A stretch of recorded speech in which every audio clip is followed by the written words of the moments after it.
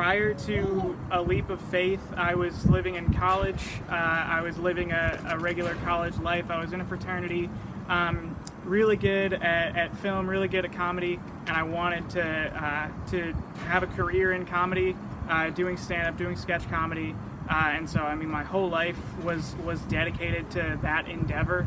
Everything was for the sake of jokes. Nothing wrong with jokes, obviously. Still make them all the time, but that's really what all of my energy, what all of my life was going into. Prior to A Leap of Faith in God, I had already taken a leap of faith in myself. When I was a sophomore, after 1 year at Oglethorpe University, I wanted to pursue comedy by going to one of the meccas of comedy, which is the city of Boston. I applied to Boston University. I got in. I left everything behind. I left all my friends behind. I spent more money on college to go there. I thought I was going to be starting my life fresh in Boston and putting everything into this new career. And I got there and I had the worst 3 months of my life. Everything couldn't have gone more poorly.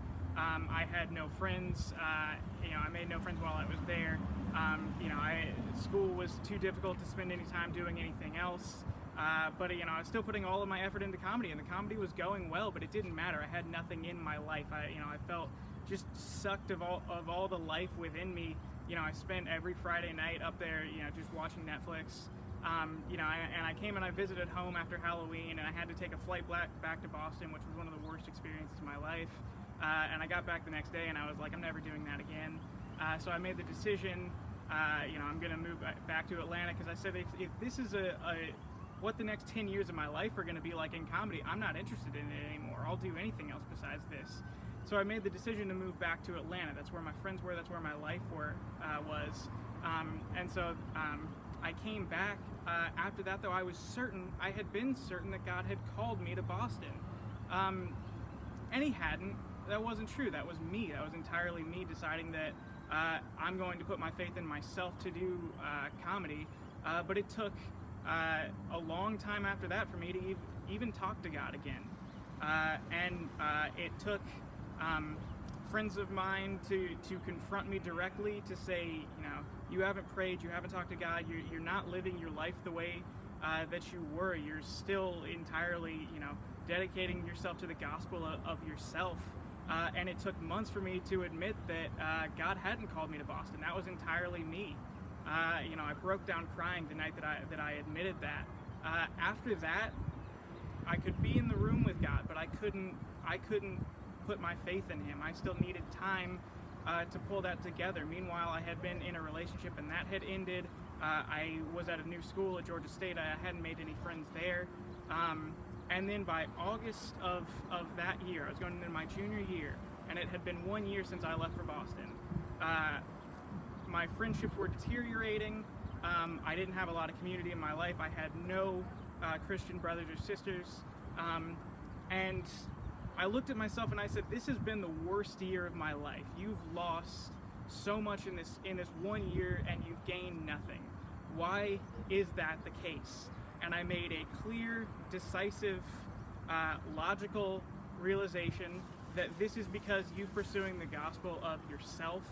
You know what you're doing and you can't continue doing that anymore. The only way to solace, the only way to salvation, and the only way to joy is through giving all of that up and following Christ. That's literally the only option that I now have, now that I've realized this. So I made the clear, distinct decision that night that that's what my life is now dedicated to. Within that time, I took on several mentors. I talked to several people who had been following Christ to see what it would be like within this new life. And in that, I knew immediately that I was drawn to the Word of God. And so I picked up a Bible and I started reading Genesis 1, and I read through the entire thing within a week. And I cried on the page of Genesis 48 when Jacob gives his blessing to his 12 sons. And I've been hooked on the Word of God ever since then, and my whole life has been dedicated to the Word of God. And that's what I intend to spend my entire life studying and preaching and telling everyone about the good news of Jesus Christ. One tip that I would give to someone who's taking a leap of faith is that you can't do this without the Word. Open up the Word of God. It will tell you everything that you need to know. Even if it's not at first, you continue to read it and read it and read it again, and it will provide all of the secrets of knowledge and wisdom and understanding to you. Get your leap on.